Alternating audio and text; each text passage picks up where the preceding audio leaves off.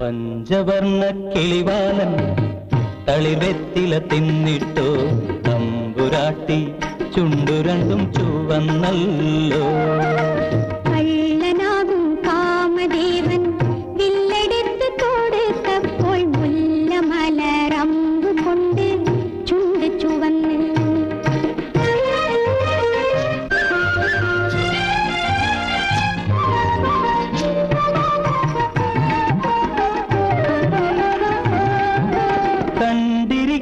കണ്ടിരിക്കെ നിൻമുഖം നാണത്താൽ കണ്ടൊടിഞ്ഞ താമര പോൽ കുഴഞ്ഞല്ലോ.